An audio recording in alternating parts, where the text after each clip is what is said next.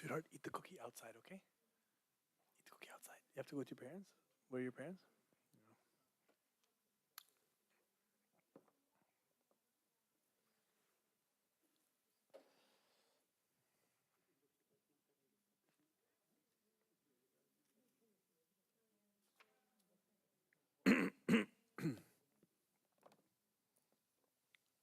Okay.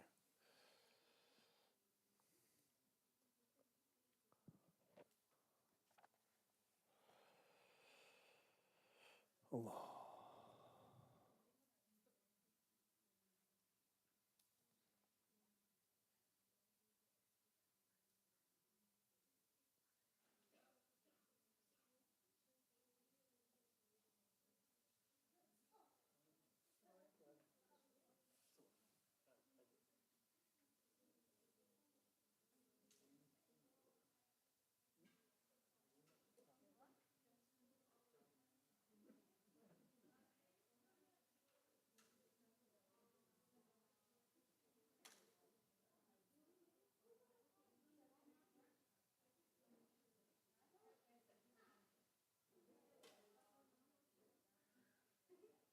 Okay. Are we ready or almost ready? Yes? Are we online as well? Okay. Bismillah.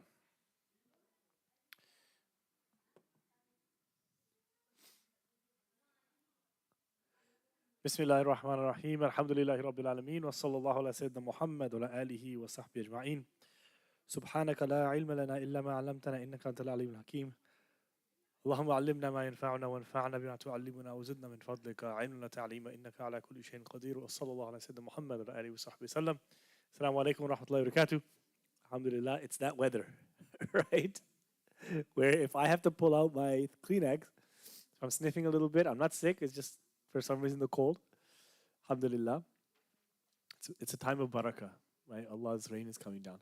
And I also do have to ask you forgiveness because usually I'm not going to drink tea while teaching, but today I'm feeling, I don't know, I think it's the weather and it's just putting me to sleep a little, so I'm just having something small to keep myself awake. So forgive me, please, with your permission. Okay, so we've got a number of different sins we're talking about today, and actually a lot of them. Actually, the interesting thing is they all have a lot of modern implications. Okay, they have modern implications. Suicide is the first topic we're going to speak about. That's called qatilu nafsihi, the one who kills himself. Interestingly, they don't have a word for suicide. At least, well, in Arabic, intihar. What do they say? They say, what's it? Intihar, right? Yeah, they do have a word for it. Yeah. But here he describes it as qatilu nafsihi. So I don't know if intihar is classical Arabic or not. It's in nahara, min nahara, intihar, so? Yeah, to kill oneself by the throat. Allah subhanahu wa ta'ala says, أعوذ بالله من الشيطان الرجيم يا أيها الذين آمنوا لا تأكلوا أموالكم بينكم بالباطل إلا أن تكون تجارة عن تراض منكم. O you who believe, do not consume each other's wealth in falsehood, meaning through wrong means. Except consume each other's wealth, it should be how? Except a trade that is mutually pleasing to you. So both buyer and seller, they're happy. And then the next thing, وَلَا تَقْتُلُوا أَنفُسَكُمْ, and do not kill yourselves. إِنَّ اللَّهَ كَانَ بِكُمْ رَحِيمًا. Indeed, Allah is most merciful to all of you. وَمَنْ يَفْعَلْ ذَلِكَ عُدْوَانًا وَظُلْمًا فَسَوْفَ نُصْلِيهِ نَارًا وَكَانَ ذَلِكَ عَلَى اللَّهِ يَسِيرًا. And whoever does that, وَمَنْ يَفْعَلْ ذَلِكَ أي قتل النفس. وَمَنْ يَفْعَلْ ذَلِكَ, whoever kills themselves, whoever does that out of a sense of aggression and a sense of oppression, wrongfulness, then that we will roast him in the hellfire. And this is something that is very easy for Allah subhanahu wa ta'ala. So this is the proof that he's using. وَلَا تَقْتُلُوا أَنفُسَكُمْ. This, obviously, the way that one would look at suicide is that is the most extreme way of killing yourself. But this comes into Islamic rulings on a daily basis. What's an example? This do not kill yourselves comes into Islamic rulings on a daily basis. Give me an example. Smoking, for example, some scholars say like very makruh, very disliked. Some say outright haram. Basically, why is smoking haram in that case? Because you're slowly killing yourself. So anything, therefore, that causes your own death, do not kill yourselves. Anything that causes your own death is therefore impermissible because Allah says, do not do that. Suicide, unfortunately, is on the rise. It's always been around. Even in the time of the Prophet ﷺ, there was a man who fought with the Muslims and he was injured, and his injury was so painful to bear after the battle that he put his sword up and he leaned on it and he killed himself. He slid into his sword to put himself out of his misery. The Prophet ﷺ says, this is, he basically indicated this person would be, who was haram to do that, wrong to do that, and that they would get their punishment for that. So it's not something that's very new. I mean, there have been mass suicides reported even in, ancient Greece, ancient Rome, right? Ancient biblical times. So it's not something that's new. However, in modern times, and this is a couple of years ago, they say that suicide is now a public health crisis. Meaning that enough people are doing it that it's actually become a concern for the public. Typically speaking, they don't report. One of the things that the newspapers make sure is there's a quiet agreement in the media that they don't report suicide on a daily basis, unless it's like a very famous figure, or unless it's like something where a criminal case involving other things like murder, suicide, love triangle, suicide, this type of thing. But otherwise, they don't really report it. In Canada, this is a 4-year-old statistic. In Canada, they had 4,000 a year. That's for 30 million people. How many people in this country? 300 and something. Let's say 11 times. 11 or 12 times the amount of people in Canada. You can probably bet that the rate will also be at least 11 to 12 times. 4,000 times 10, we're talking about 40,000, plus about maybe 48,000, 50,000 people.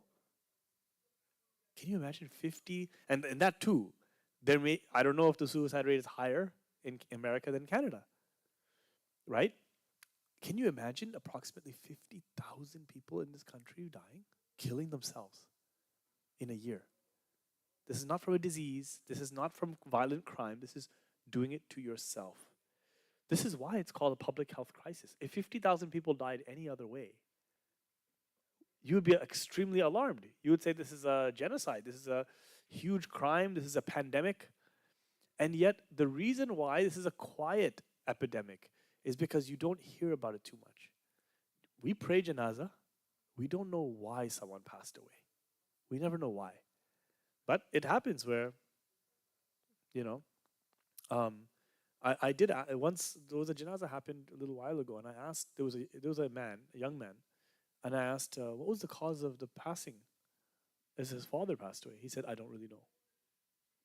So I don't know what that meant, but may Allah give him Jannah al-Firdaus. Either way, the person who dies of suicide, there's a punishment for it, and Allah puts that punishment not because Allah is not merciful to people, but it's because your life is the most precious thing Allah gave you.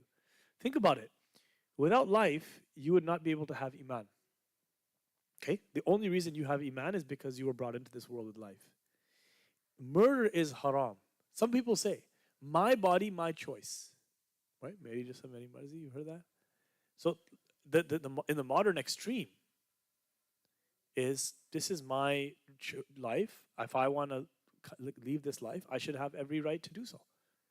So this idea of euthanasia, doctor-assisted suicide, I don't know in this country if they have it, but in Canada, They have it. Yeah, I mean, it was started in Western Europe mostly. This idea that you just make a choice that you just don't want to live anymore, and you apply, and they do a mental health assessment, make sure are you really, and are you consistently thinking like this? Then you're allowed to die a peaceful death. And now it's like you tell your friends and your family, and you have a ceremony, and then you can do that too. You know.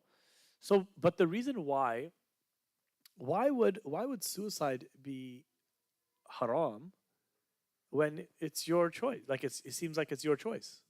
Why don't you have the autonomy to do that?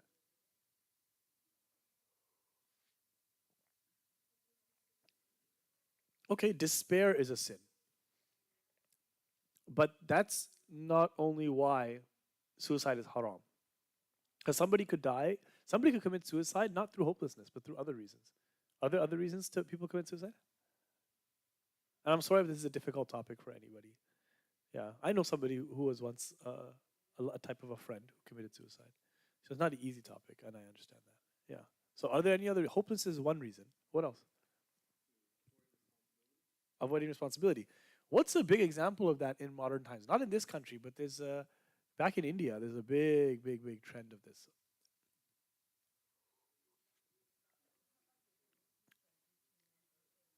Okay, that's one. Despair, mental illness, meaning they're driven to that.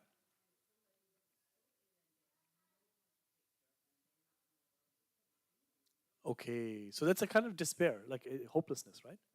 So it's a branch of hopelessness, you could say, right? Also suffering. People who feel that they're suffering, they're just in pain all the time. They don't have any hope for recovery. You mentioned, what was the one that you mentioned again? Sorry, to escape responsibility. So have you guys ever heard of this big problem that they're having in India? Farmer suicides. Why? Because the crops, first of all, the seeds that they purchase, for example, they doctor those seeds so you only grow them once, and every year you're borrowing money. Then one storm comes, one drought comes, wipes out the crop. This person invested their whole life savings. Now they are drowning in debt. Corporations are outselling independent farmers. They've already gone so much into debt that they commit suicide to drop the debt from themselves and from their families. I mean, the numbers are just so alarming of the amount of farmer suicide. It happens as well. Sometimes it happens, and different cultures, they have this idea like, oh, you didn't do well on your entrance exam to college. This is another thing in India. I'm just talking about India. He committed suicide. Like, over an exam. He really tried to get into the civil service so many times. You know, failed, suicide. What about this one? Well, what's another reason of suicide? Hopelessness, getting away from responsibility, avoiding shame. It happens. Subhanallah. Look, it's not always purposeful in the sense that during the partition of India and Pakistan, or during the creation of India and Pakistan, both sides, you know, they would have situation where people are fleeing. You have mobs, Hindus and Sikhs and Muslims are fighting each other, and if you're a minority, now every side thinks the other side did it to them, or really both sides did it. 1 million people died in the partition of India and Pakistan, August 15th to August 16th. That time, a little bit, actually, the riots started after, about 2 3 weeks after, in 1947. And they would say, you have daughters in the house, there's people knocking down the door. They say, if these men ever try to touch you, if these Muslim pigs ever try to touch you, if these Hindu, monsters ever try to touch you, they would tell the other side, just jump inside this well, don't let them touch you. And many women jumped into the wells of their own homes to kill themselves before a man could violate them, because that was so difficult on them. How many people of sexual abuse, children, have grown up to commit suicide? Uh, uh, um, People who have been raped commit suicide. What other reasons?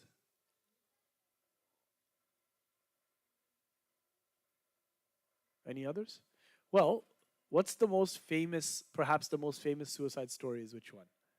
The most famous. You probably read about it in your high school English class. Romeo and Juliet? And in fact, if you think about Romeo and Juliet, it glorifies suicide. And it's a tragedy. Why? Because when Juliet, if I remember back, this is okay, a long time ago, Juliet drinks it drinks something, but it just puts her to sleep temporarily, correct? And she actually wakes back up. But Romeo thinks that she's dead, so he kills himself. And then she wakes up and she realizes he's killed, so she kills herself. The pair of star-crossed lovers. So this now is what, suicide because of love? So you couldn't be with the one you wanted. Okay, this is another Indo-Pak theme, right? If I don't get to be with her, I'm not going to be with anybody. I'm going to do this if I don't get to. And then you also have another one. Mothers, threatening. If you didn't marry this person, I'm going to do this to myself. If you went and married this person, I'm going to do this to myself. They usually never do that one. But you never know, right? So there are so many ways. Shame is another one. You get caught for a crime. How many people, they get caught for a big crime? What happened, in Germany, World War II? Hitler basically causes this whole big war. Europe is engulfed in war, and Japan and other countries for 5 years. Then finally the Red Army, the Russian army, is basically, street by street, they're getting closer and closer until in his bunker he can hear the sounds of these guns and the tanks going off. And he takes a pill, gives his wife a pill, gives his dog a pill, and in his second in command got 5 of his children, gave them all the pill, so isn't it plain to see why this should be haram?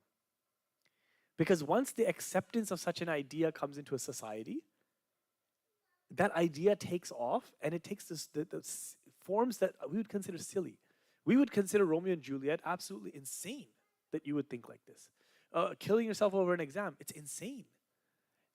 Whether it's despair, So the only one that maybe there might be some level of is when you're mentally not capable. If you're in a mental state where you actually cannot control yourself. I have read scholars, one scholar in particular expressing, we don't know how Allah will judge that person. Meaning the person was taken over by voices and they were controlled and they didn't know what to do. Sometimes it's in extreme grief. Sometimes this happens in extreme grief. One of my dad's colleagues, he got into a domestic altercation with his wife, domestic violence. She called the cops on him, Mia biwi ke beech mein, something. He must have lifted his hand, never did that before. She called the cops. He spent a night in jail. The minute he got out, he jumped off a bridge or jumped into a train or something like that. So sometimes it's just or a feeling of being trapped. So whatever it is, all of these reasons, the pain that you're going through is not lost on Allah. Remember this. But it's how you deal with it that Allah subhanahu wa ta'ala is testing you in. You are getting rewarded for everything you're going through. But the reason why suicide is haram is because your life does not belong to you. So it's haram to kill somebody because somebody else's life. But you make this assumption, well, this is my life. I should be able to take it. No, your soul is lent to you in that sense. It's Allah's gift of life to you. This body, right? First of all, the soul does not die. If somebody commits suicide, their soul is not finished. Their soul carries on. But the body and life is a gift. It's lent to you. And you have to, after however many years, give it back to Allah and answer, this is what I did. That's why we don't say, it's my hands, it's my body, I can tattoo myself as I want to, I can take drugs as I want to. Meri jism, meri marzi? Absolutely not. Absolutely not. My body, my choice? No. It's not your body, first of all. It is lent to you. That's why you have to follow the laws of Allah. In fact, you're more accountable for what you do with your body. I'm not actually accountable for what adult family members do. Once I have advised them properly, I can't force them. I'm not going to be asked, why did this person dress like this? Why did they do this? Once you call the person to the truth, but I will be called to account for what I do. So this is a situation where suicide is becoming this big problem 75% of people who commit suicide are men, 25% are women, okay? And women actually make 3 times more attempts. So men, usually first attempt, it's done. Women, usually it's a few times, perhaps because the means that they often take are not sure, you know? So that's a good thing, I guess, right? Inshallah, like the less that it happens, the better. But now, here's the other thing. Do you know the 3 countries, at least according to one statistic, according to ChatGPT, 3 countries that have the lowest suicide rate? You wouldn't even believe if I told you. Go ahead. Top 3 countries, lowest suicide rate. Somehow, I don't know. Lowest one is Syria, according to one study. Second lowest, Iraq. Third lowest, Afghanistan. Syria, Iraq, Afghanistan. And I looked at this, I said, it's so strange. Like in the middle of the wars in these countries, you would have thought they have every reason to kill themselves. Like if you think about it from a dunyawi point of view. Somebody comes home in Gaza and sees that they went to get bread, they come back, the whole building is down, 5 children dead, wife dead, parents dead, everybody's gone. You don't have a reason. You think you may not have a reason to live. Those people, they are able to take that. It tells you something. It tells you that the power of the human spirit, you don't know the true measure when Allah subhanahu wa ta'ala is your strength. And this is part of the problem. ChatGPT also says that the lowest, many of the lowest countries of suicide rates are Muslim countries because of the religious teachings surrounding divorce. And why? They say, why does religion create, and in fact, they did a study that anywhere, any country where religiosity is higher, suicide rate is usually lower. Okay? Except in those extreme cults where the religion itself tells you to commit suicide. That's obviously a big difference. So, what's an example? Why does religiosity protect against suicide? Number one, your moral and community norms. So your moral teachings discourage suicide. This is the case. This, why we're calling it a major sin, somebody from this society will look at it and say, these people are so cruel. They're judging people harshly. You don't have any compassion for the one who committed suicide. It's opposite. This is how you saved them. This is how you saved them. Oh, by telling them they're going to go to hell? Yes, by telling them you're going to go to hell. Not me. Allah, the Creator said, you will go to hell. And this is what makes you think twice. So then when I remember one person was asked, well, look, they're defending this idea of suicide. Oh, then you say, well, how come the Muslim communities have such lower suicide rates? That's because they're so oppressed. No, it's because when you realize that this is not going to be the end of your pain, Allah is saying this is not the way out. But if it was done in a kind encouragement, it may not work for everybody. If Allah said, hang in there, don't worry about it, it'll get better. Maybe someone says, it can't get better. I've lost everything. How can it get better? So Allah does not give you like platitudes to just comfort you. Straight. This is a deterrent. What is the punishment? Let's see. Right?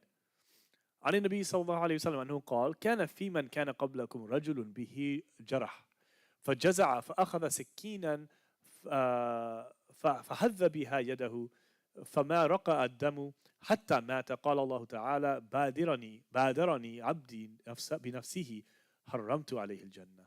That there was once a man among you, the Prophet ﷺ said there was once a man from the people before you who had a wound that he could not bear. So he took out a knife and he cut his wrists, basically, slit his wrists. And the blood did not cease to flow until he died. And Allah Most High said, my servant has taken his own life before I had a chance to, or before I have. In other words, Badarani, he beat me to it. I wasn't like Allah is saying, I didn't take his life, he took his own life. Of course, it's still Allah's will. So I have forbidden him paradise. Made Jannah haram to that person.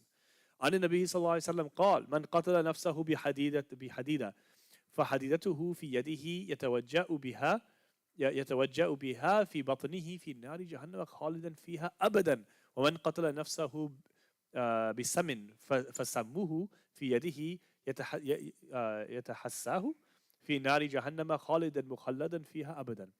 From Bukhari, Sahih al-Bukhari, the Prophet ﷺ said, whoever kills himself with a knife, then his knife will be in his hand as he perpetually stabs himself in his belly with it until hellfire, forever. And whoever kills himself with poison, you think that I'll just take these pills, I'm not going to know it, I'll just go to sleep, I won't wake up. They will have that poison in his hand and they will drink it perpetually in the hellfire forever. And this is why many times, people, the problem with suicide as well is that many times people, they come to the edge and they turn back. So, but at that point it's too late. So they did something to kill themselves and their life flashed before their eyes. And you could almost tell in that moment, that fear was, if they could suddenly come back, they would come back, but it's too late now. Because you don't know, maybe something from the akhirah comes up, shows up to them. Who knows? But this is why, traditionally in many societies, suicide was against the law. So how can it be against the law? I mean, you'd go to jail if you tried to commit suicide. So a Muslim woman I spoke to, her non-Muslim son jumped in the river Thames to commit suicide. He ended up surviving. Somebody pulled him out. Fishermen pulled him out, and he got put in jail for that. So even in those societies, like it might sound counterintuitive, but it's a crime. So it deserves a sentence. Yes.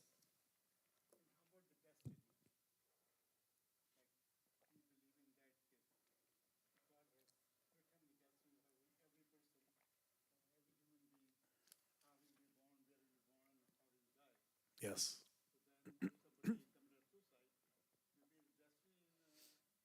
Yes. So that's all part of his destiny.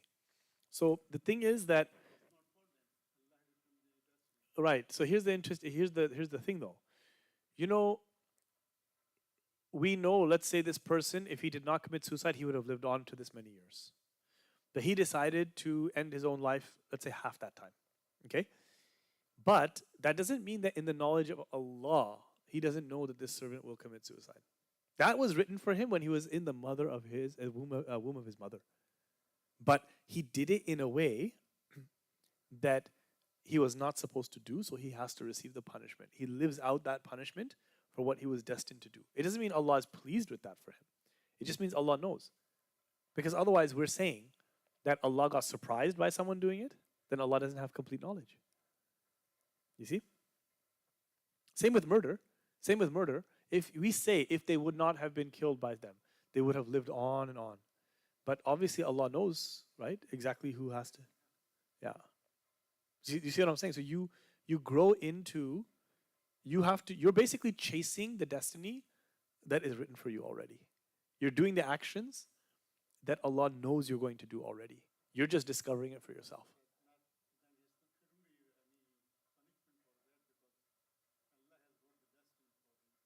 Yes, but that person will choose according to what they choose. It's just Allah knows what you're going to choose. You see the difference? Because otherwise, then everybody could say, I did this sin, I'm not responsible because Allah chose it for me. Right? But we say, no, that's not how Allah made it. Allah says, you have to choose.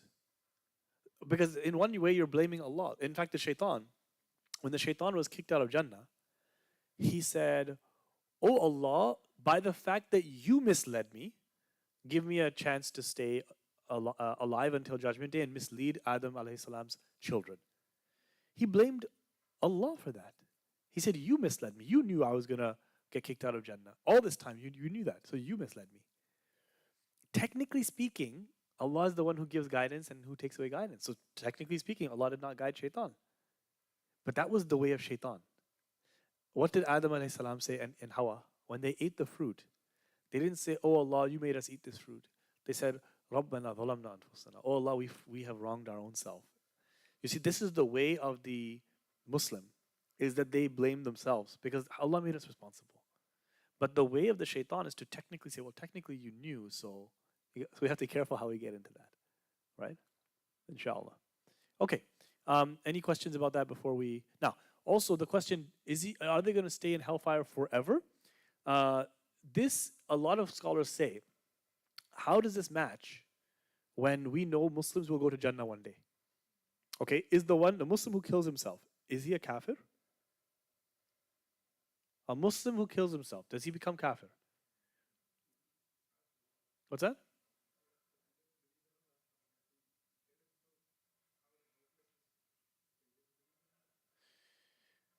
What if he says, "Oh Allah, I can't take this anymore"? What if he believes in Allah? He says,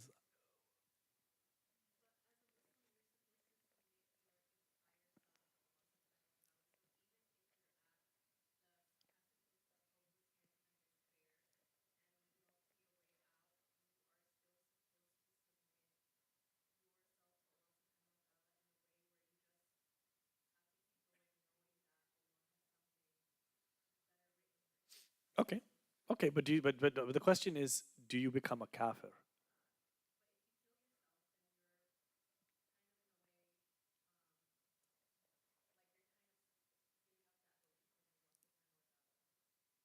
Really? Are you? I mean, yeah. Look, like when somebody kills someone else, are they kafir now? If a Muslim commits murder, is he kafir? If a Muslim kills 1 million people, na'udhu billah, like a dictator or something, are they kafir? Actually, as long as they admit that it's wrong. If they say it's right, then they're kafir. Same with suicide. If they say, no, it's fine, you can commit suicide, it's completely perfectly okay, Islam is wrong, yeah, then they're not a Muslim. But otherwise, the Muslim who commits suicide is still a believer. We still hope for Allah's forgiveness for them. We still pray for them. In fact, the scholars interpret when the Prophet ﷺ is saying, Khalidan, mukhalladan fiha abadan, it's so emphatic that you're going to be there forever. But even then, the scholars say it's an emphasis. It's called mubalagha. It's like just to show you're going to be there for a long, long, long, long, long, long, long, long, long, long time. But then they had to weigh it against the idea that every Muslim will leave Jahannam at some point or another. So how do you deal with this apparent contradiction? And this is why the scholars say, you know, that we still pray the janazah. They're still washed, they are still prayed over. But we say that some ulama will say the scholars should not they shouldn't attend their janazah. So somebody commits suicide, it's not the type of janazah that all the imams and all the people come out and everybody prays janazah over them. Why? Why is that? So it's not encouraged. Because usually when you have a big janazah, it shows the respectability of the person who passed away or like the honoring and loving of a person, right? But in this case, you don't want to draw attention to this idea. And you don't want to give this idea to people that, oh, don't worry, if you commit suicide, everyone will feel sorry for you. Lots of believers will come and pray for your forgiveness because that might be a justification towards it.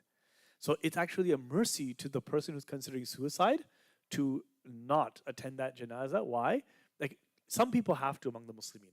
All of us should, but you wouldn't like go out of your way to do that, right?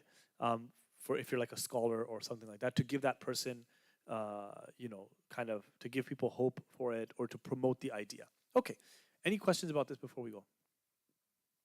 This is also another thing why some scholars, many scholars have said as well that any type of attack on an enemy in which you kill yourself, this is also haram, right? This is also one of the ways that they say that. Okay, next sin. Al-Qadi Asu, okay, the corrupt judge or the evil judge. Why is it such a problem when a judge is corrupt? If you look at everything a court of law does, a court of law decides who gets married, who gets divorced. A court of law can decide where children's custody goes. A court of law can decide capital punishment, right? Anybody who has lived in a country where the justice system is corrupt knows exactly. Look at what's happening with Imran Khan in Pakistan. This is corrupt judges, right? Bogus charges. I'm not getting into politics. I'm just saying as an example of a high-profile case, right? So the legal system is the judiciary is supposed to be independent of the political class. It's not supposed to be able to mix with each other. You have to have an independent judiciary. This is even a non-Muslim concept, secular concept. The corrupt judge is someone who is not ruling by what Allah subhanahu wa ta'ala wants them to rule by. That is the real meaning of a corrupt judge. So Allah subhanahu wa ta'ala says, وَمَن لَّمْ يَحْكُم بِمَا أَنزَلَ اللَّهُ فَأُولَٰئِكَ هُمُ الْكَافِرُونَ. And whoever does not judge by that which Allah has revealed, then it is those people who are the disbelievers. Now, in this case, some people make a mistake here. A lot of people say, therefore, this is showing you that civil courts are haram, and you're a kafir if you go to a civil court. This is not what it's saying. They're taking this as, oh, if you now go to take your brother to a court, you are deciding by other than what Allah has judged, so therefore you are a kafir. No. First of all, if you know the ruling of Allah and you don't believe in it and you reject it, then that makes you a kafir. That makes you a kafir, right? So someone says, as in any example, okay? Someone says, for example, that a judge says it's okay to kill somebody. It's not haram. That's fine. That judge becomes a kafir, right? But it doesn't mean if they did that out of dhulm that they necessarily become a kafir. The other thing is this. Kafirun can mean disbeliever, but it could also mean what? What's actually the literal meaning of kafir? Yeah. It's the literal meaning of kafir is a farmer. A kafir is somebody who buries seeds, right? That's why if in Palestine, all the small, anybody from Palestine here? No? What are all the villages called? Kufr so-and-so, Kufr so-and-so. Have you seen this? If you look at all the qura, these villages, it's called Kufr so-and-so. I was like, Kufr so-and-so, Kufr so-and-so. Probably like a village, a farmer, what's it called? Like a kind of a agricultural area. So, where was I? Yeah, so it also means what? Not just disbeliever. Many times in the Quran, kafir refers to what? وَمَن يَكْفُرْ فَإِنَّمَا يَكْفُرُ لِنَفْسِهِ. It is ungrateful. Kafir comes from the word ungrateful. You take the favor of Allah and you bury it and you hide it. You don't bring out the favor of Allah and give thanks for it. Okay? Now, Allah subhanahu wa ta'ala also says, إِنَّ الَّذِينَ يَكْتُمُونَ مَا أَنزَلْنَا مِنَ الْبَيِّنَاتِ وَالْهُدَى مِن بَعْدِ مَا بَيَّنَّاهُ لِلنَّاسِ فِي الْكِتَابِ أُولَٰئِكَ يَلْعَنُهُمُ اللَّهُ وَيَلْعَنُهُمُ اللَّاعِنُونَ. Indeed, those who conceal what we have sent down of clear proofs and guidance, after we have made it clear for the people in the scripture, those are cursed by Allah and cursed by those who curse, who are the cursors. So in other words, this also means not only people who are hiding knowledge of deen, but it also means that judge who knows that Allah, his deen, allows this person some sort of freedom or some sort of right, and they cover up the deen. What's an example of this? A woman, her husband divorced her, let's say 10 times. She goes to the court and says, my husband has divorced me 10 times. Here's the proof of it. I have the text message. I have everything. And the judge is the husband's relative. Husband says, gives him a little bit, says, don't listen to her. Don't rule in her favor. And the judge says, sorry, Or the judge knows that there's something that if I tell this person this law of Islam, they're going to get a certain right.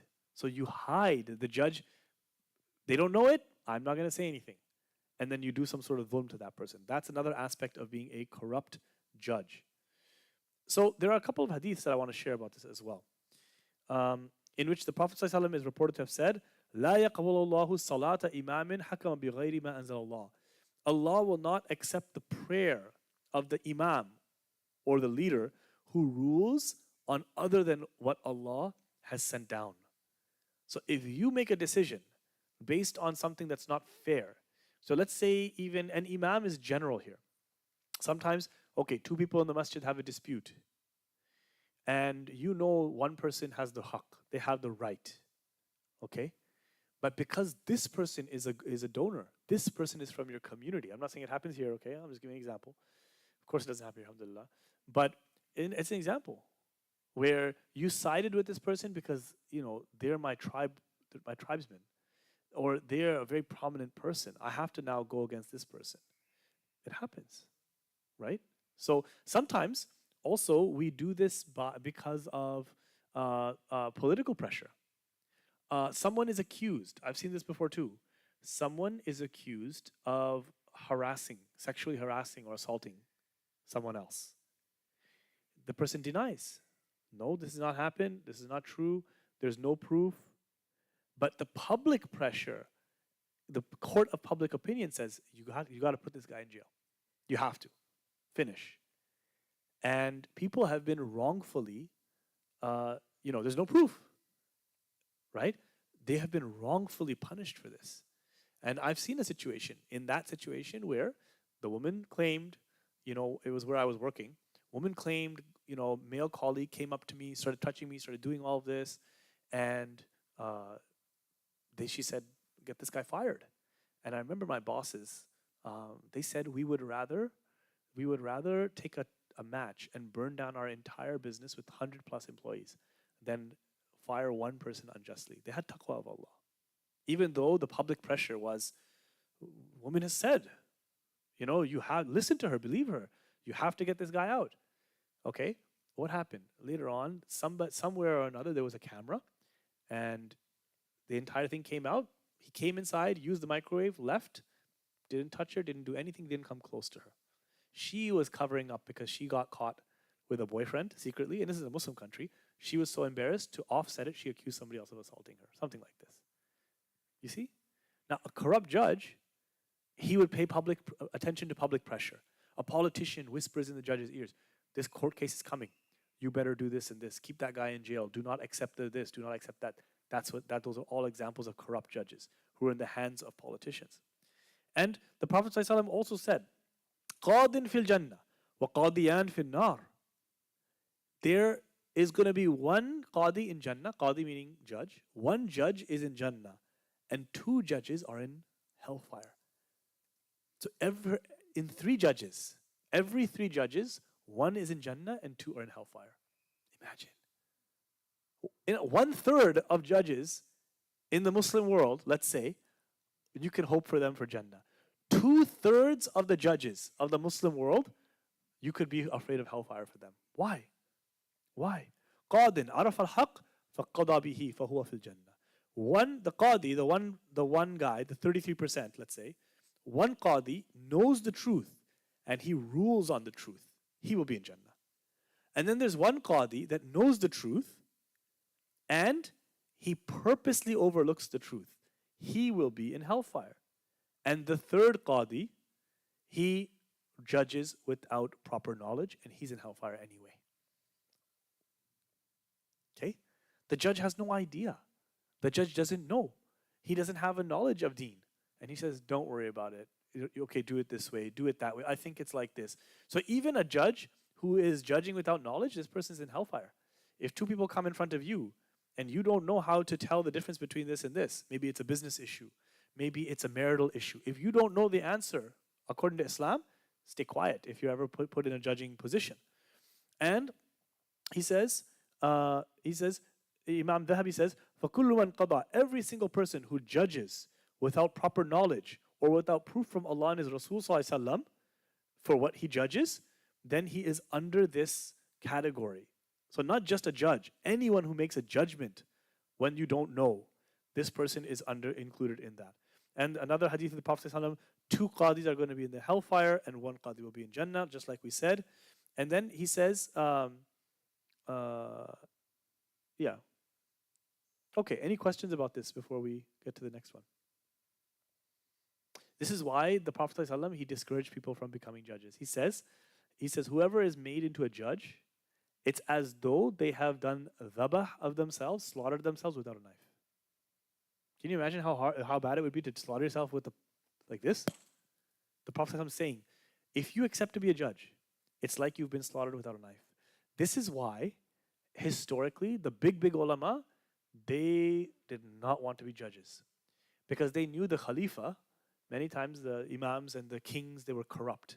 So they knew that they were just being made into a judge to rubber stamp that person's rule. Dictator comes into power, what's the first thing he does? Goes to the mufti of the country, and first of all, if it's a real good mufti, he knocks him out, takes him out, puts him in jail, and brings the corrupt scholar. Okay? So Imam Abu Hanifa, they wanted him to become judge so badly because the Khalifa at the time knew that his rule was there was controversy about his rule. And he says, if Imam Abu Hanifa is my judge, my chief judge, I'm going to get a lot of legitimacy. Imam Abu Hanifa fled from him, did not want him to want to do it. He was tortured. The Khalifa told him, he said, you must become the judge. He said, Imam Abu Hanifa said, I'm not fit to become judge. I'm not qualified. The Khalifa said, you lie. He said, then I'm really not qualified. Okay. But however, his main student, he had two main students, Imam Muhammad al-Shaybani and Qadi Abu Yusuf. Abu Yusuf accepted to become Qadi, and he became first Qadi al-Qudah, judge of judges. The first supreme judge in Islam was Imam Abu Yusuf. Okay? He said, why though? Why did he decide to do it? Why did he want to be close to the Khalifa or something? Why did he want to do it? Come on, guys, think about it. Yeah, Imam Abu Hanifa passed away. And then his main student, Imam Abu Yusuf, I think it was a different Khalifa, and then he agreed. But the point is this: if nobody becomes a judge, what's going to happen? The corrupt people will come, right? So, I mean, this is a warning from the Prophet ﷺ. Why? Because it's such a temptation. I want you to imagine if your child goes to law school and they graduate from law school, you go to their graduation, they work as a lawyer for a few years, and then, mashallah, the letter comes from the state, or some governor says, we have handpicked you to go on a Supreme Court. How will you feel for your child? You won't feel happy? And then you see the hadith, whoever is made into a judge, it's like he slaughtered himself without a knife. Are you still going to tell your child, don't do it? Come on, let's be honest. No parent is going to say that. Beta, be very careful. Rasul said it, so don't do it. That's taqwa. You know why? Because everybody wants to be a judge. The reality is the salary of a judge is high. Why? Why do judges make so much money?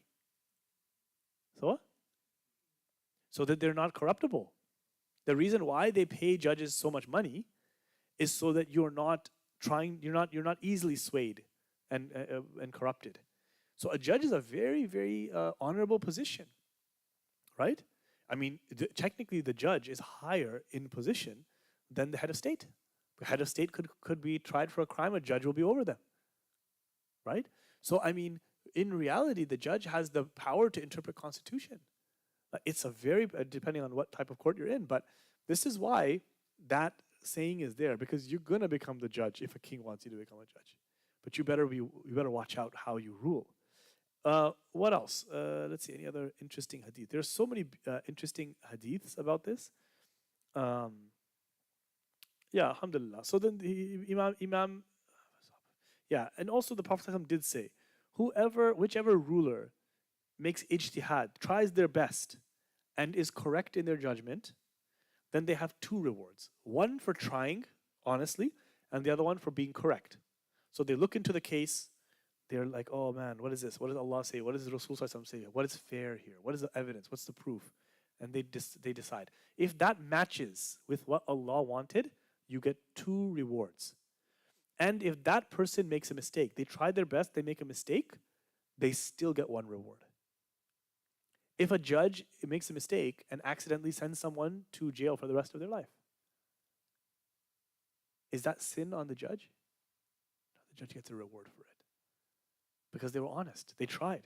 Even the Prophet ﷺ, he said, two of you come to me for a dispute, and one of you argues more eloquently than the other. You have a better lawyer. Nowadays, that's what it is. You have a better lawyer. But just know something. If I ever assign a piece of property to someone just because they argued better but they don't deserve it, I've only given you a piece of hellfire. So sometimes it's not on the judge. Judge has to listen to the case. But there's other ways that judge can have corruption. What's another way that judge can have corruption? What's another way a judge can be corrupt within a courtroom? You have your own agenda. You're from a certain political leaning, and you have to support this political ideology no matter what. Okay, that's one. What else? What else? Okay, we talked about this. Bribery, right? The Prophet ﷺ said, "La'natullahi ala rashi wal murtashi." Curse of Allah beyond the one who gives the bribe and the one who takes the bribe. Okay, I heard when you go to a bank in Pakistan, is it true that they have written some places that the one who gives the bribe takes the bribe is in Jahannam? Somebody told me this in some Islamic bank or something. I don't know, but the point is that this bribery is considered corruption. Did you know the Sahaba time? Even if you give the judge a gift ahead of a court case, they would consider that bribery. We talked about this last time, because the Prophet ﷺ asked that person, he said, would they have given it to you if you were in your father's house, like sitting at home? They didn't give you a gift because they like you. They gave you a gift because tomorrow you have to make a judgment over them. Right? I remember when I was young, I'll give you an example. When I was young, my mother, may Allah guide her to Islam, she always used to make Christmas gifts for all of my teachers. So, and this is high school, okay? She would make little gifts and wrap them, chocolate boxes, and she'd take this and give it to each of your teachers. Now, in high school, that's not a very cool thing to do, okay? Especially as a guy in grade 11, grade 10, it's not a cool thing to do. So I remember I said, okay, and I gave my teacher a gift. So, the gift is sitting on the desk. So some of the cool boys, they were older than me, and the cool guys, they said, yo, sir, who gave you a gift? Who gave you a present? They want to know, to make fun of that guy. So then he said, someone who's going to get an A. Now, I felt good about that. I was like, okay, good, I'm going to get an A, because I was a nerd. But think about it. Why would my giving you a gift mean I'm going to get an A? But the teacher said it, right? And my mom knew that you give somebody a gift, they're more likely to be good towards you. That's that's human nature, okay? But you don't do that in a court case, because that's bribery. You go to the judge saab ke paas gaye, yeah, we know him from family connections, and you talk to him a little bit. It could happen even Mufti saab, there's a talaq case happening. Oh, ladki ke, the girl's parents, they know the Mufti saab, they major donor to the madrasa, they go, they talk to him, this guy's like this, and he comes, doesn't listen to the other side. That's another corruption. When a judge does not listen to both sides evenly. You listen to one story, you conclude already. That's also corruption. Anything else before we move on? That's another one. Remember we talked about this with Ali radiallahu anhu. When Ali was Khalifa, he lost one of his armor, his breastplate. He lost his armor and he saw a Jewish man who had it. Okay? And he said, we're going to go to court. I'm taking you to court. Now, Ali radiallahu anhu, he could have just taken it from the man. He said, no, he took it to court. I think it was Qadi Shuraih who was the judge. So I forget who the Qadi was, some great alim. Now the Qadi immediately started to refer to Imam Ali from a honorific perspective, Abu Turab and Abu so-and-so, like in a respectful way. And he told Ali, come sit beside me. And Ali said, no, I'm sitting over there in front of you in this box. And the defendant is going to be in this box, the Jewish man. So he said, don't call me by my name, call me Ali. Don't call me Khalifa, Amir al-Mu'mineen. Don't call me Imam. Call me this. Because you're not referring to the Jewish man by his name like that. So he said, treat me fairly. So then he said, okay. The judge said, what's your proof? What's your case? Imam Ali said, this man has taken my armor. I know because that's my armor and I saw it and he has it. And the Jewish man said, I have this armor, but it's not his, it's mine. I got it from a different way. And the judge said, to the Imam Ali, radiallahu anhu, do you have any proof for what you're saying? He said, no. He said, then I can't rule in favor of you. He gets to keep that armor. And as soon as he decided the decision, the Jewish man was so stunned. He said, Ashhadu an la ilaha illallah, Ashhadu anna Muhammadan Rasulullah. He says, I'm sitting in the court of the Khalifa, in front of his own appointed judge, and he has just ruled in my favor. He says, I'll be honest with you. When you were coming back from one of your battles, your bag was open and something dropped out and I took that and it is yours. I took it from you. And I just saw today how Islam treats people fairly and he became a Muslim. Allahu Akbar. So do you see how when you have justice in a land, it creates an environment of trust. It creates an environment of peace. SubhanAllah, the corruption, the unrest that's happening in the Muslim world, you don't think it goes back to a corrupt justice system? When the justice system, however, any nation where the justice system is correct, Allah puts barakah in that place. Allah puts barakah in it. Subhanallah. So even in places where they're trying to unjustly oppress you, you know, the British Empire, as bad as they were to the subcontinent, they still held trials. They still had like a court of law, rule of law, right? As bad as they were as colonizers, they still followed their own laws and allowed Indians and Pakistanis or whatever to go into their courts. So, you know, there is something to say about the tawfiq that Allah gives people who are fair in their rulings. Okay, any other questions before we go on? Okay, this is probably a little bit of a controversial one, but there's no haya fil ilm. Al-Qawwad al-Mustahsin ala ahlihi. Someone who permits or enables fornication, adultery, or the things that lead up to it. And as we know, Allah subhanahu wa ta'ala says, the fornicator does not marry except if another fornicator or a polytheist, and none marries her except a fornicator or a polytheist. And that has been made unlawful to the believers. So that is the proof that zina is haram. Now, what does this mean? What this means could mean a number of things. Number one, it's somebody who they know, it's a husband. I'll give you an example.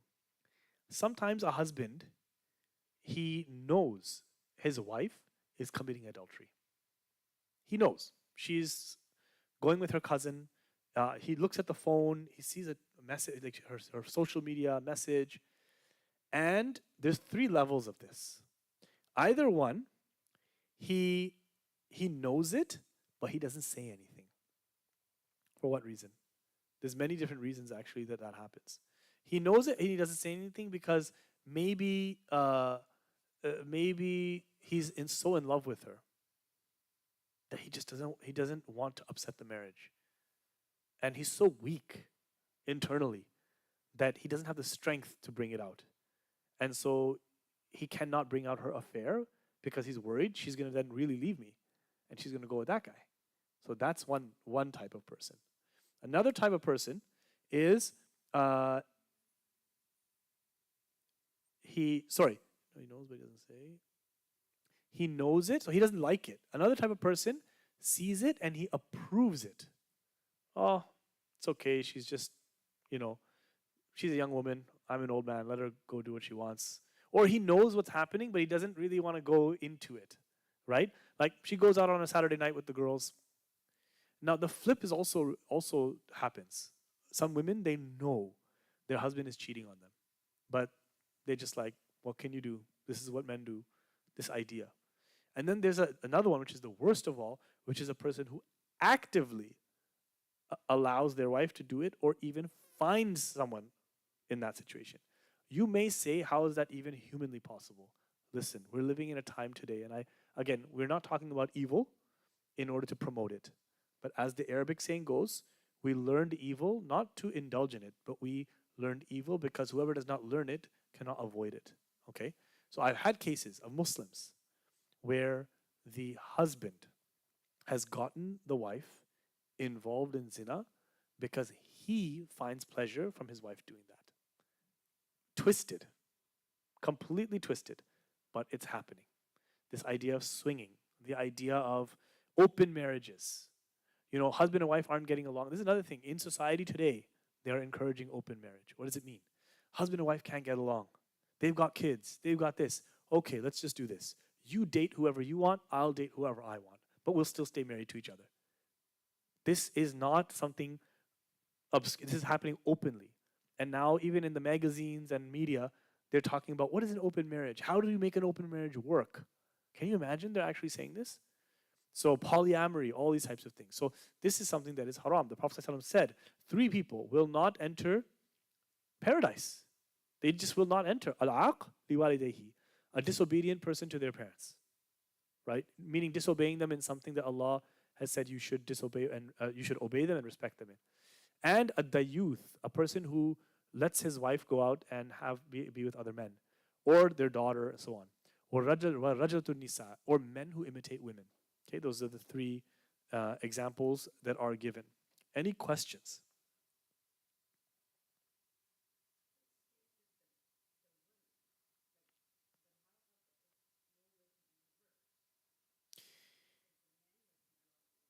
What's that?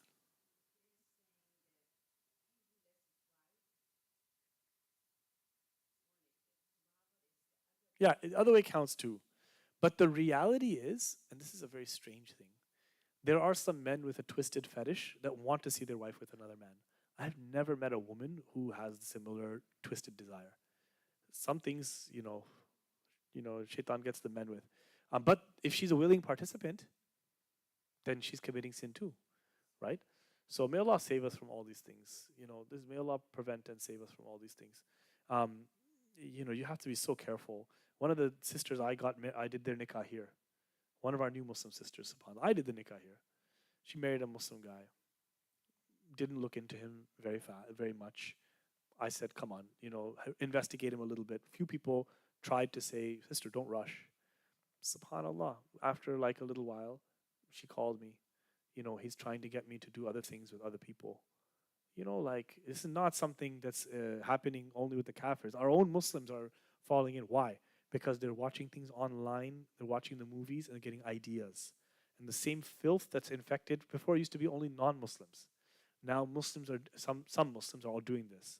And this is what's very, very wrong. So Imam Al-Dhahabi says, and so whoever thinks that his wife or his family is doing sins and then turns away, even sometimes fathers, it's not just wives, fathers and their daughters, mothers and their sons, mothers who are like, my son is a good Muslim, let him go and sleep with as many Christian women, or they're non-Muslim. It's okay, he'll get married back home.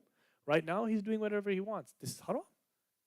Like, people need to be told this, But it's strange. You have people who come and they are like, oh yeah, my son's boyfriend, my son's girlfriend, my daughter's boyfriend. I think to yourself, what's wrong with you people? Like, okay, it's different if they have it and you don't approve it, but you know that they're going, you let them stay over at your house?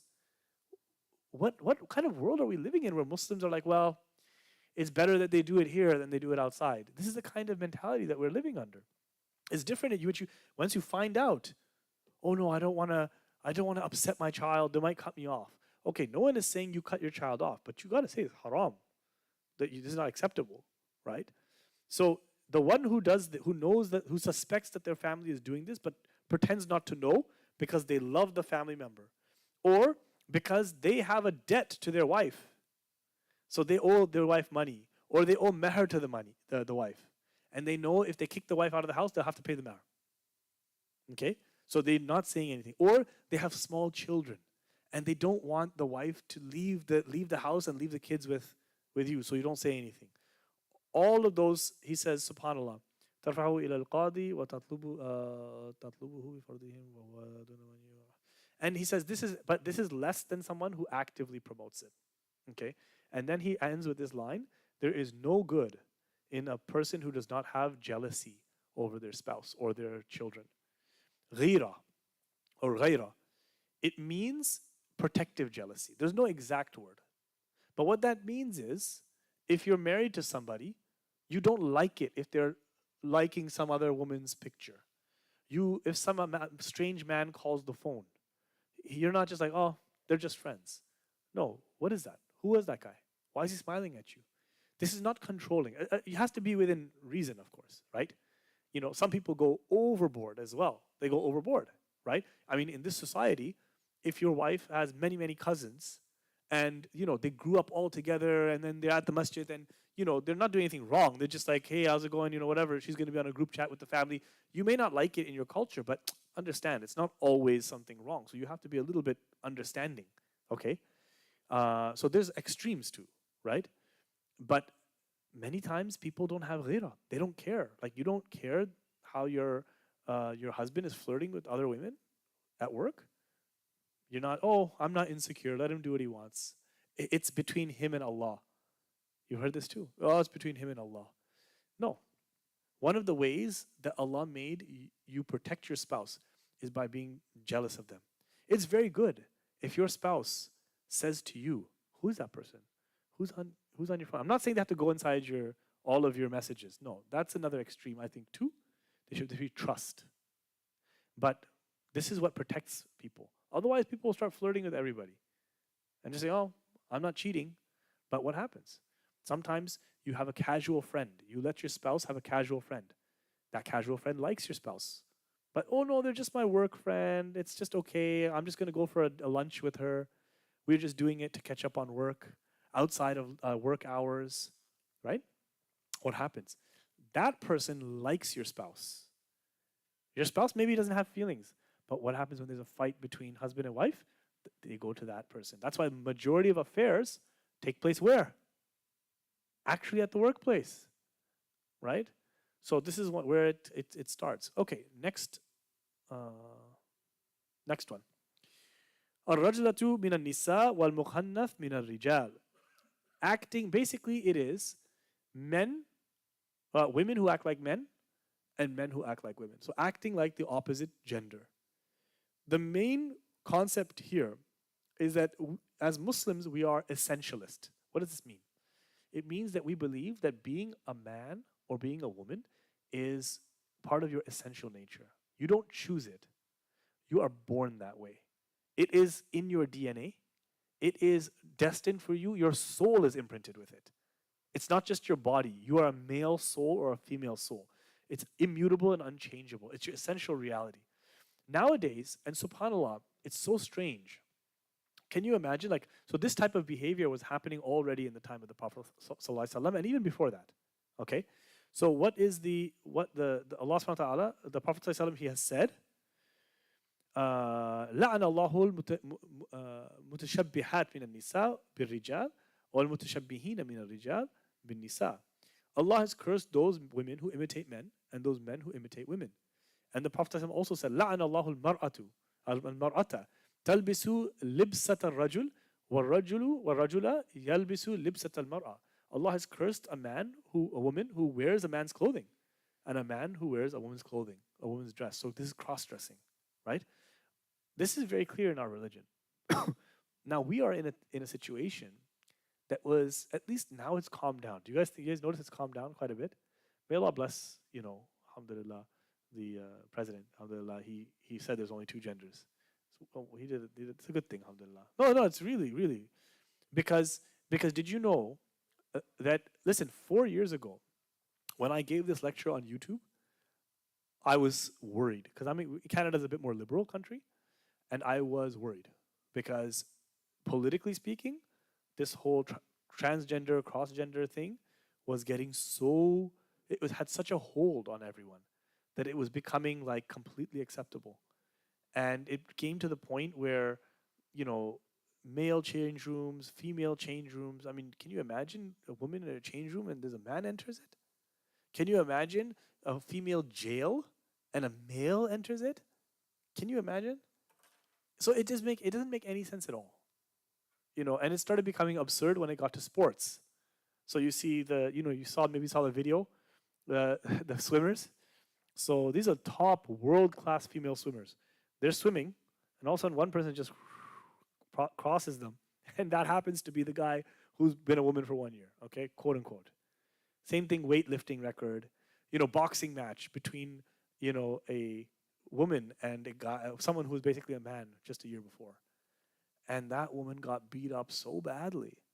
And you can tell it's a man who's beating up a woman here. It's like, so at some point, because of sports, I think, it got so absurd that women started speaking out. But before that time, because women's hearts are soft and women are susceptible, because of the feminist agenda that supported a lot of women in many things that were happening to them, to its credit, it kind of got piggybacked with the trans agenda as well. So because you accept all these liberal things, and this is why you cannot accept liberal ideas just wholesale. You have to be careful. Women's liberation, many things, okay, fine. But they're going to try to bring in other ideas. Accepting everyone. Even that, in terms of anti-racism. What happens? LGBTQ propaganda starts coming in on the back of anti-racist things. So Black Lives Matter. We'll look inside their fine print on their website. There was all this stuff about, there was stuff that had nothing to do with race. It had to do with like gender, sexuality, all these types of things. So this is clear where the Prophet ﷺ said this is a curse from Allah. It's a major sin. Now, there may be that Someone, they, in their behavior, they cannot help it. There are some people who Allah created that they simply, uh, they're struggling with it. They're not trying to put it on. They're not trying to do it. They literally, they're male, but they're all of their actions, all of their from the beginning of time, like from the beginning that they were born. Someone who is really struggling with it, there's no sin on them. Okay? So you meet a man and he has all the gestures and the talk and everything, and you're like almost sure. But you know what? He could be struggling between him and Allah. And subhanAllah, you have to respect that. A woman who maybe, you know, speaks in a deep tone and behaves like a man, but she's trying to be a woman in every single respect with according to deen. She's struggling. Their reward is with Allah. In fact, subhanallah, you never know. I remember reading one of the previous scholars. They saw, you know, the hermaphrodite, the one who has both sexual characteristics. Um, you know, they lived their life with a lot of ridicule. Okay, especially in the times before.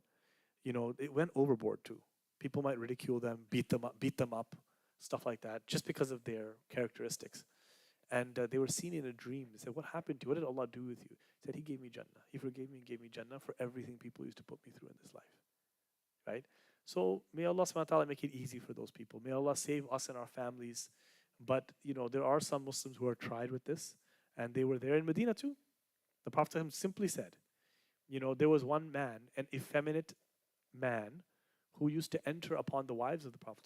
Oh, he's like kind of a hermaphrodite, so it's okay. And one day, this man started to describe the daughter of so and so. Look at her stomach. Look at how it is.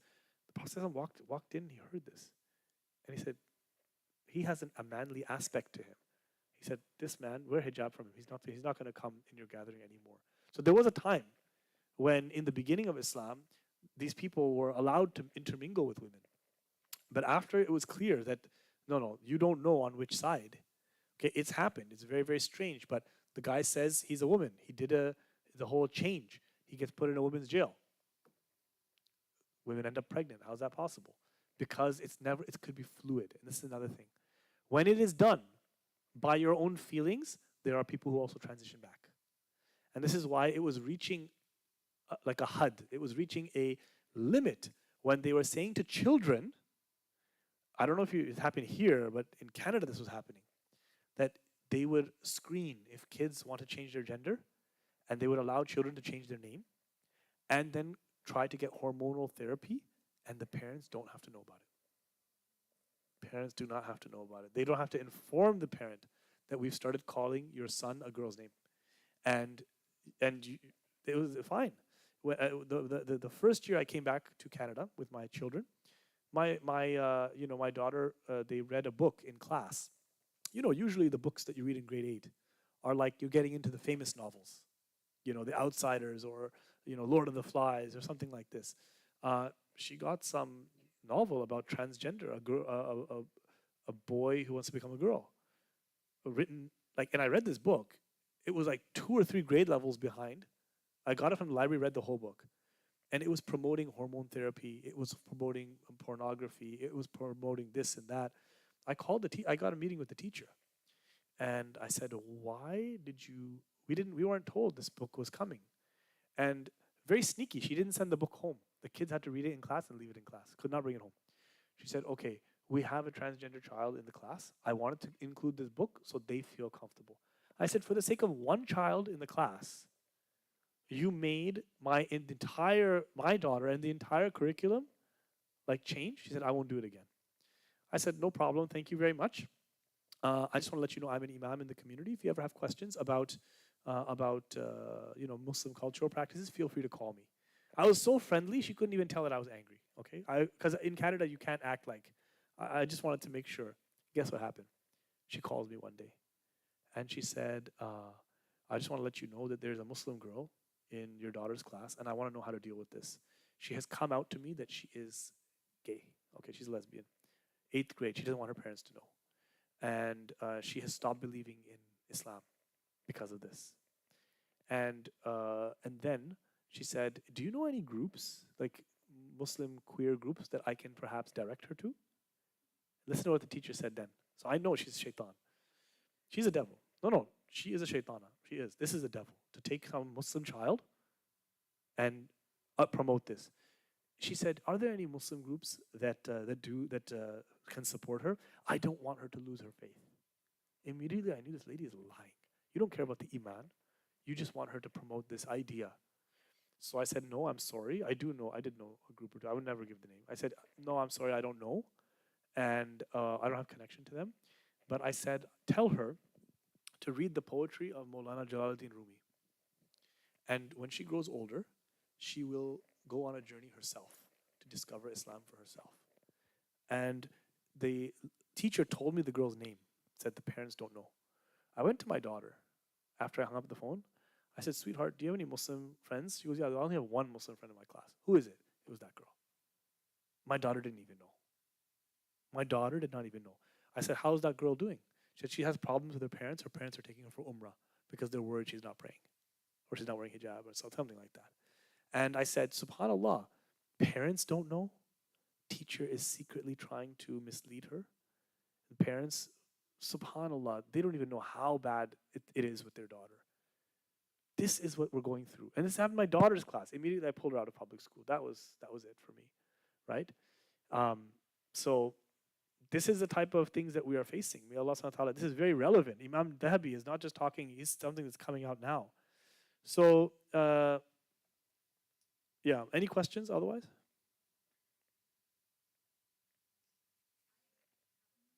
Yeah, yes, go ahead. Myra, go ahead. And we'll wrap up soon, inshallah. I know we've been going on, yeah.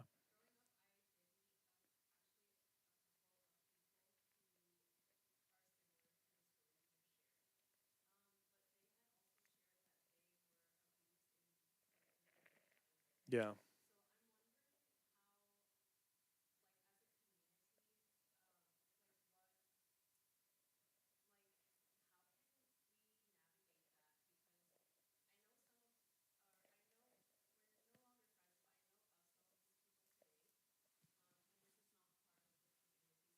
Yeah.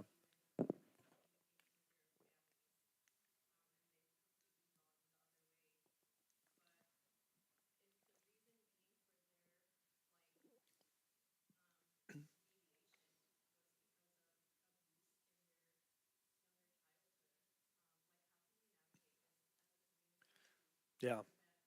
That's a very good question. I'll repeat it for the people online. Some people go through abuse in the community. They end up separating from their families or community. How can we navigate this? I think the very first thing is that we take abuse very seriously. We have to educate our children about it. We have to educate everybody about it. Don't sweep it under the carpet. Like if you have an Islamic school, you tell the students, a teacher cannot touch you like this. You tell them if you're being touched by your parent, by your uncle, your aunt, your sibling, this is wrong, it's illegal. So you have to put that idea very early into people's minds. Because the reason why in many cultures they don't talk about this is because they don't want to upset the family structures. Because, you know, and I've seen this abuse, it's known the father is abusing the kids. It's known. But the woman's going to have to leave the husband. It's going to be too messy. It's going to break apart two families. So just put up with it. So this is actually, we're living in a time now where we can address these issues much more easier. Our societies are not as locked up with each other. And so I say bring it out, and whoever does those kind of things, take them to account to the ultimate extent of the law. No mercy, zero mercy. And when that happens, that's justice. And the first thing is that the victims feel a sense that justice is served. You know, one of the most painful things for a victim of abuse is when their abuser is walking around, respected, honored, free, maybe even a religious person. And we've seen this contradiction. Sometimes a very religious person is abusing their own daughter, abusing children, students. So this is something where how do we support them? By talking about it, letting them know that there's no stigma. Hey, you were raped as a child or abused as a child, it's not your fault. Like literally, if you got up and you said it, nobody should be able to say, why did he say that? You know, it's up to you if you want to, like, it's up to that person if they want to mention it. But that's the first thing. Second thing is we have to show them that deen and community is the way to heal. If deen and if community is the way for shame, then how can they come close to deen? But what we do, so we teach people the community is a place of shame. The community is a place of healing. So that open acceptance has to come in. But whatever your trauma was does not give you a license to do what you want. So I was abused. I'm gonna dress how I want now, and I'm gonna do all these wild things, and you have to accept my behavior because I went through something. We say, look, we have compassion for you, but don't do haram. We may even tolerate that you're on a journey, but don't rubber stamp. And the only reason why Muslims often leave the community and go join these groups is because we don't accept them and we don't try to help them and change. Right? So, alhamdulillah. Okay, any other questions about this?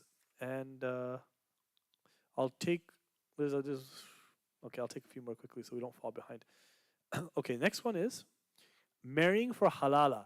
Al-muhallil wal-muhallal lahu. Marrying for halala. Okay, what is halala? You guys know what halala is? Everybody knows? I think everybody in India from India will know this. Pakistan too, because it's like a business, unfortunately. Now, why? We're going to explain it. Yeah. Actually, it's become a very big topic in some places. When a man and woman are married, she can take, there's 3 divorces between them that are allowed to happen. If a man divorces his wife 3 times, whether it's, spaced out, talaq, then a month later, talaq, then a month later, talaq, or all at once, talaq, talaq, talaq, that's permanent divorce. Okay? That means they can never marry again until that woman goes and marries another man, consummates the marriage, means has intercourse, and then they naturally get divorced, and then she decides to return to her first husband to get married. So this is a very stern, it's a rule that a lot of people are, oh, why? Sometimes happens. So somebody just called me today. Just today. Assalamu alaikum. Yeah, I was just wondering if you do renewal of nikah. Tajdeed al nikah. What is tajdeed nikah? What do you mean? Oh yeah, divorce my wife. And I have in the paper, it says, divorce his wife times 3. He wasn't telling me. How many times did you do? Oh, I don't really know how many times. Can you just renew our nikah? I said, there's no such thing as renewing your nikah. Oh, I see in Pakistan people do it all the time. They renew nikah. And I said, no. And then I have it on paper, you divorced your wife 3 times. You permanently divorced from her, my friend. Oh, okay, yeah, no problem. That's fine. That's fine. That's okay to you? You know what I mean? Then I had to tell him straight. You can only get back with your wife if she marries some other man, consummates the marriage, then naturally divorces, and then comes back to you. Why was I so direct with that man? He's my brother. I love him for the sake of Allah. But men, they throw around divorce. They throw it as a threat. They throw it as a type of abuse. They throw it as a way of torturing a woman. And, it's such a disgusting thing to do. This woman who left her father's house, doesn't have money of her own sometimes, has kids, gave her whole life and her body to you, is weaker than you, is in a community where these people are watching her. And now, every single thing you don't like, I'm going to give you a talaq. I'm going to give you a divorce. If you don't let me do this, I'm going to give you a divorce. And then out of anger, they say it. It's a type of abuse. The Prophet ﷺ is saying, okay, this is why, subhanAllah, people say, well, why is talaq so easy in Islam? Well, why don't you watch your tongue? Watch your words. In one sense, Islam has raised the respect of the woman so much that you can't talk to her any way you want. You have 3 chances. You keep threatening her with this divorce and you say it. After that, Allah made her haram for you. And the hardest thing for a husband who wants his wife is to tell him, she's going to have to marry somebody else, buddy. Okay, let her quickly do a nikah and come, let's go. No, she has to sleep with that person first. The husband will say, it bites the husband. But it also hurts the woman. And this is why marrying for halala, this is wrong. This is why the Prophet said, cursed. أَنَّهُ لَعَنَ الْمُحَلِّلْ وَالْمُحَلَّلْ لَهُ. The Prophet cursed the man who marries a woman after her divorce just to permit the first husband to go back to her. And he cursed the first husband too. So sometimes what happens is a man gets angry, divorces his wife 3 times. Now they're like, oh, then what did she do? Sometimes they tell her, keep it quiet, don't tell anybody. Don't. Let's just stay together. Sometimes women are living in a divorce situation. They've had 10 divorces, but because she has no choice, so she doesn't tell anybody. But sometimes you know what happens? She gets 3 divorces, she calls her dad. Dad is a religious person, says, no, absolutely not. You're doing this to my daughter? No. Goes to the Mufti Saab. Is this really 3 divorces? It's 3 divorces. Sorry, she's done. And then the husband says, we have to figure something out. So then he knows that he has to marry again, so he finds a guy and says to him, can you marry my wife and sleep with her and then just divorce her right away? Then I just have to wait 3 months and I'll marry her again. It's solution, problem solved. She comes back home, you're mashallah, and what happens? These people, the muhallil, the one who makes it halal by marrying, they're charging money for it. Can you imagine that? Charging money. They had a whole secret documentary in the UK of a racket, an organization, where people are coming to the man, people are coming to this guy and saying, I divorced my wife 3 times. Can you do this? And they're sitting there saying, it's going to cost you about £800. It's going to cost you about £1,000, £500. Can you imagine that? And it's so disgusting because the man is forcing his wife to do it. Do you think a woman wants to do that? No. She's going to go with some strange guy, let him touch her when she's never seen another man before in her life? So it's so abusive and so disgusting. The Prophet cursed that person. However, there is only one way in the Hanafi madhab where it's set. So if anybody does that with this intention, it's wrong. Like, you cannot go and plan it. What this was for was that the wife is divorced. She goes, she meets somebody else, she gets married to somebody else. They try in their marriage. They try honestly. Okay? The marriage doesn't work out for some reason. Now, after she's had the experience of another marriage, now she can go back to the first husband.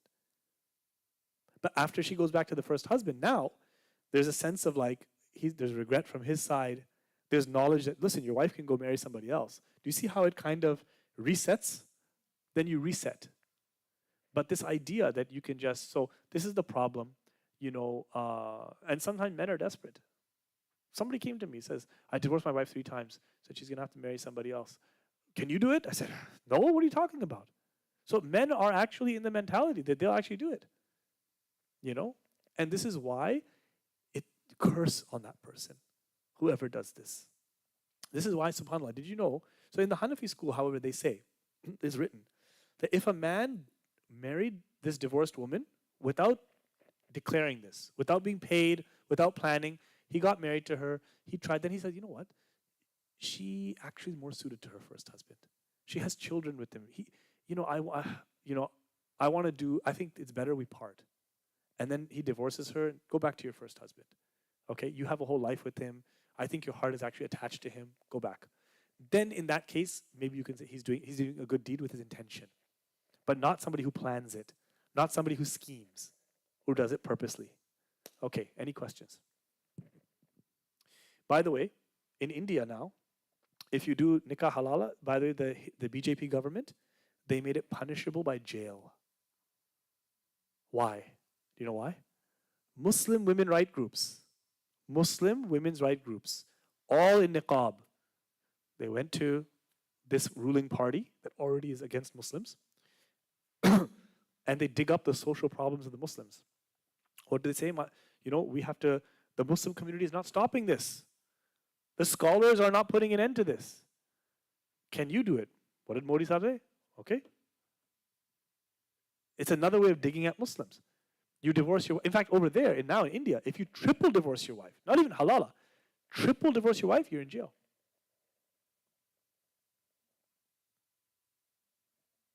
Why? Because it's just unacceptable that Muslim women are treated this way.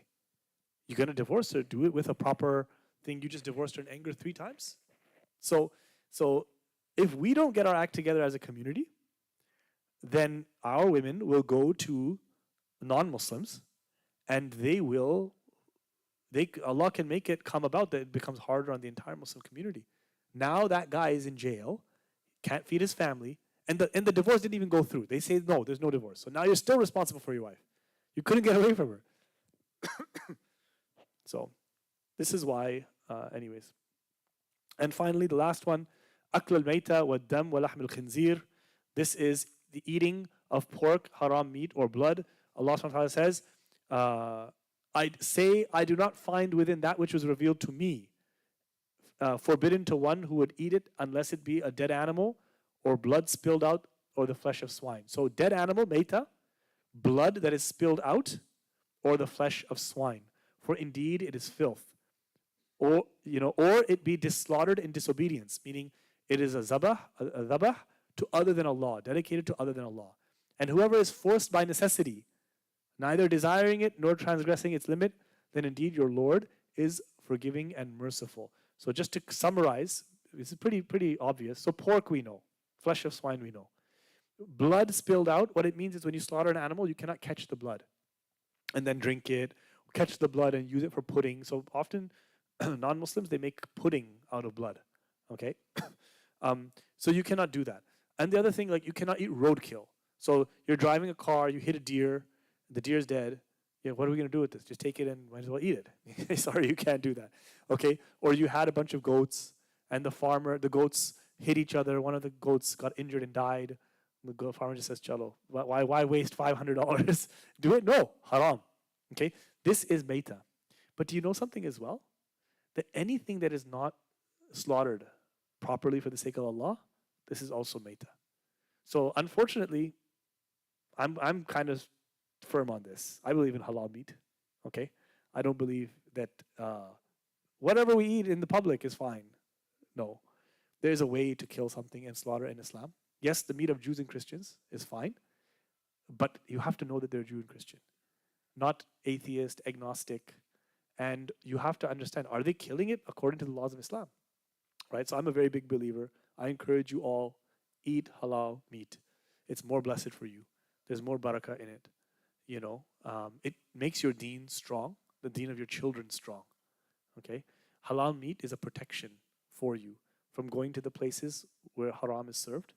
It makes you support Muslim businesses. Okay? It creates an environment inside your body and in your family that Islam matters. So I encourage you all. I know there's another opinion about it. With all due respect, I don't see it that way. Because now, subhanAllah, every KFC in Canada is now halal except in 1 or 2 cities. Every KFC. Can you imagine that? Why? Because Muslims said, we want halal. That's why Costco says, okay, you want halal, we'll give you halal. So don't think that, we're forced. This, by necessity, does not mean I went to In-N-Out and I went to Chick-fil-A and there was nothing but fries. I can't just eat fries. That doesn't make it, that's not necessity, guys. That's not necessity. Necessity is when you are starving. A person is starving. They have nothing to eat. They come to a food bank. They have nothing else. That person in front of Allah, maybe that's different. But, I went for a company dinner. What do you want me to eat? Fish? I'm not a vegetarian. No, just because you have a shok or a shahwa for meat doesn't mean you go and you eat from everywhere, right? Have a little bit of sense for what you're putting inside your body. Why would Allah make such a complicated law for Muslims to slaughter if you can just go out and eat anything that the non-Muslim eats? How does that make any sense? It doesn't make sense. So yes, there was a time when the Muslims first started coming to this country, there was a time when the ulama of the East, they looked at the West and said, it's all Christian. They didn't realize half the people are atheist. They didn't realize that they're not slaughtering in any way. Sometimes they're stunning. Sometimes they're knocking in the head, right? So they gave this fatwa, okay, go ahead, because the Muslims were very, very few in number. And if you took that fatwa, okay, no problem. I'm not saying it's, categorically you did a sin, because you followed a scholar. But now at least start to eat halal. And you will keep that business in your community and it will thrive. And pretty soon, the non-Muslims will be chasing after you to make things halal for you. So alhamdulillah, people who hold on to their deen, they get that reward. Inshallah, we will stop over there. And inshallah, there's hadith as well. But inshallah, any questions before we end? Yes.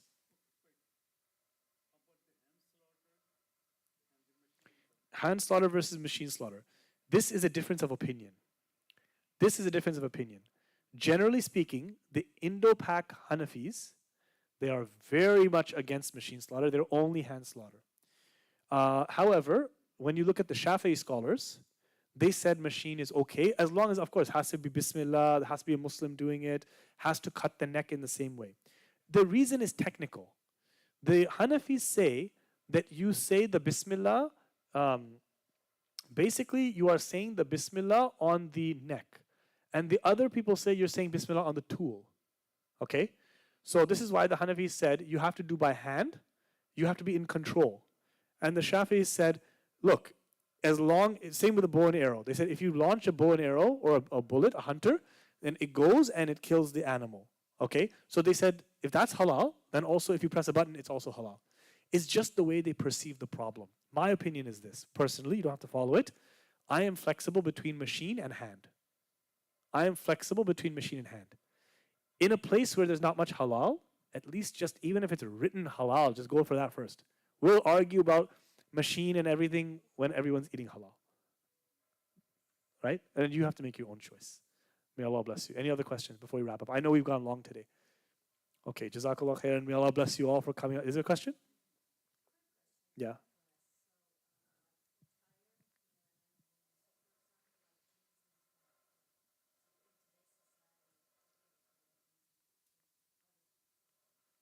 Look, here's the thing. That is, if it's loose, if you're covering what you have to cover, and you're not showing your skin, and it's loose enough that at the end of the day it's not printing out the body, then this is valid. And there's always better, and there's always worse. So it's a spectrum. But the way I see it, because we live in the real world, okay, you can't ask everybody to wear an abaya. And Islam does not say everyone has to wear abaya or shalwar kameez. You're going to dress in the dress of your place, But you just try to make it, as modest as you can. Do you see what I'm saying? Somebody who works in an office, they have to probably dress in a business attire, right?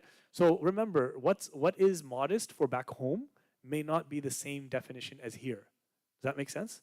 But once you're covering the right places, and you try to, hey, for some women, subhanAllah, the women's clothing in particular, they design it now in a way that is very difficult to find loose clothing.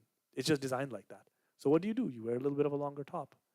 But I know this as someone who, as I have teenage daughters as well myself, right? I started to learn this, that often it's very easy for us men to say how a woman should be dressed, but you don't realize the challenge that the woman has in a society growing up in a certain way. So I will say this, that, try your best to make a good intention for Allah, and it's a journey to get there. Inshallah, with a little bit of improvement, Allah puts barakah. Inshallah. Jazakallah khair. Yes, question. Face away.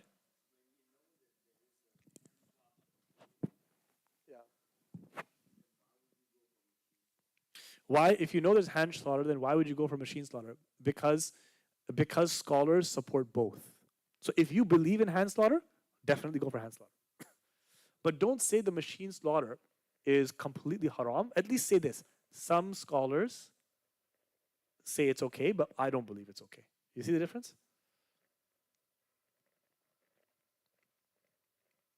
Yeah. Is? Yeah, jewelry is involved. If you see a guy, wearing women's jewelry, now you see men like wearing nail polish, wearing lipstick. Come on, this is not a manly thing to do. And Muslim men have to behave manly. Like there's nothing, you can be soft, you can be friendly and kind. You don't have to wear nail polish. Do you know what I mean? No, we should be looking at like Muslim males who are doing this. Come on, like, you don't abuse somebody, you don't ridicule them, but there should be this idea, like, no, we don't go there. Sometimes jewelry, okay, like, like men, guys like to wear chains. Technically speaking, a Muslim man can't wear chains. Technically speaking, a Muslim man can't wear a bracelet. But if it's masculine, I let it. I don't say anything, right? Because young guys like to wear a chain or whatever. Okay, let him come to the conclusion as long as it's not gold, right? That's why gold is haram for men.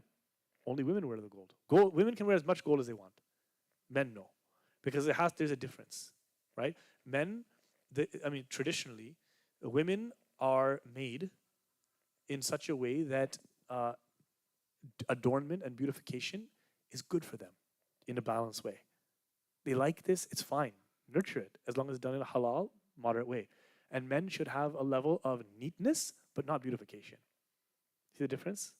We are neat, presentable, but we don't do beautification. Now guys are getting their eyebrows done and all this kind of weird stuff. So may Allah protect. Yes.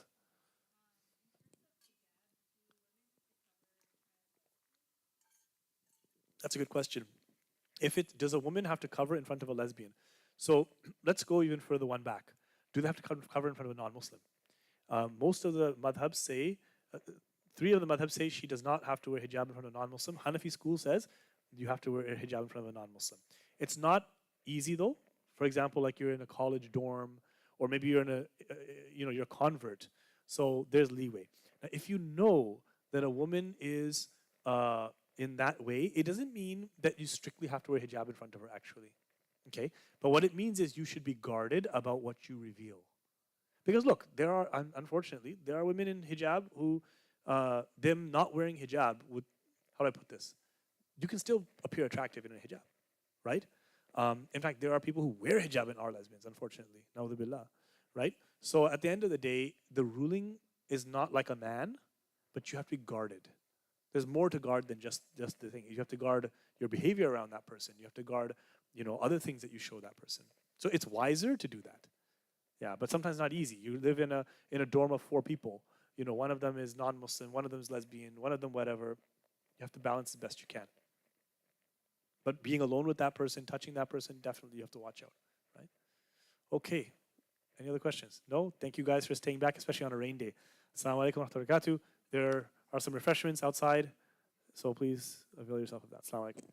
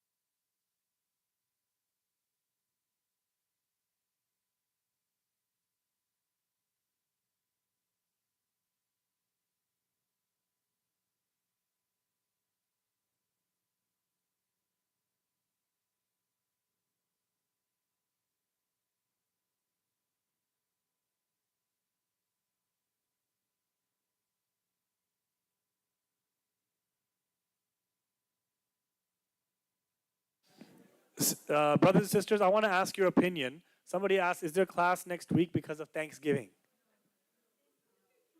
You're all going to be doing Thanksgiving? That's why? I'm not going to say it's haram, but you're with the family? Okay. Thanksgiving, yes or no? You want class? Yes, class or no class? No, yeah, I know. It's just that, yeah, I understand. Okay, I will. I know. Okay, let me think about it, and I'll let you guys know online. Okay, on the WhatsApp group. I know. I'll consider it. I'll consider it, because I don't want to fall behind as well. I want January that we start a new class. So if I keep delaying, then it means we're gonna have to carry this course into the next month, into the next year. I want to finish the course now, and because we get to a new topic. This is the question. We're debating. Or, listen, I don't have a turkey. No one's feeding me turkey. If I buy it, who's gonna make it? Yeah, you're gonna give me. If you give me turkey, then I have a reason not to come to class. What do you think? Okay, we'll see, inshallah. What if we do? What if we do it on Wednesday? What if we did it on a different day? Does that help? No, Friday is too. Friday we have a program. Uh, can you guys do Wednesday? Wednesday? Okay.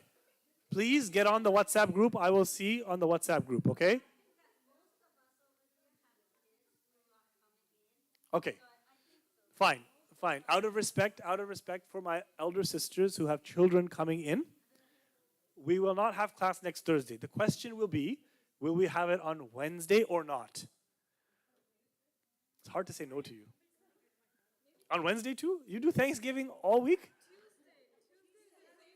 Okay, we'll see, inshallah. We'll see. I will respond later. Assalamu alaikum.